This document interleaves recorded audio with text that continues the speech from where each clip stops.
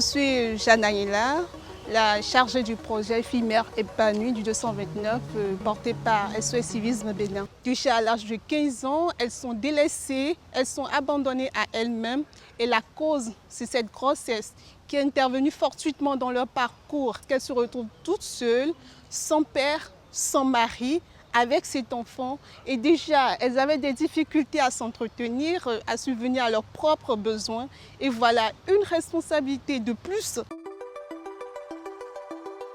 Saka Léonce, je suis le directeur exécutif du groupe d'études et de recherche sur l'environnement et le développement GERED. Le problème identifié dans ces deux communes, c'est le faible taux de scolarisation des enfants, que ce soit des filles et des garçons, et que ce soit également du niveau primaire, des études primaires, tout comme le secondaire. Cela est plus visible dans les ménages d'éleveurs parce que ces ménages ont souvent besoin de ressources humaines pour leur exploitation. Les objectifs de notre projet, c'est d'amener, n'est-ce pas, ces jeunes filles comme garçons à comprendre leur situation de vulnérabilité et à être orientés vers des secteurs porteurs. Et ici, le secteur porteur identifié, c'est la fabrication des aliments à bétail à partir des légumineuses et des résidus de récolte.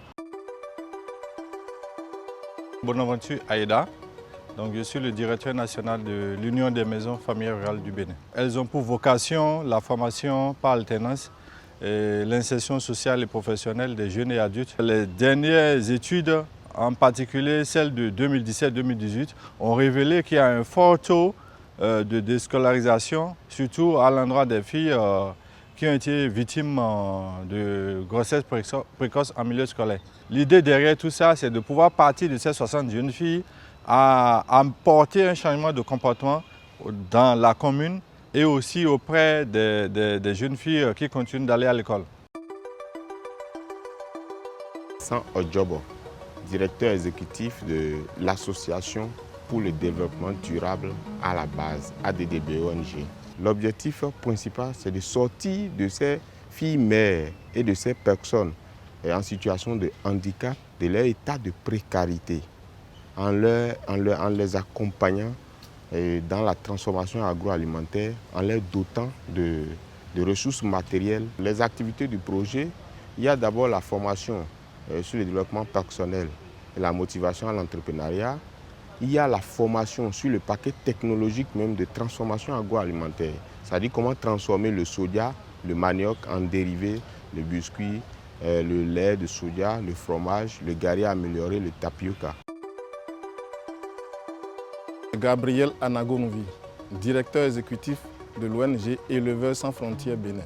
L'ONG a déjà impacté environ 1700 familles dans les départements du Monokoufo, du Zou et de l'Atlantique. Ce sont des jeunes orphelins sans soutien familial ou les jeunes qui sont tombés sur le coup de la grossesse précoce ou bien les jeunes filles livrées au mariage forcé.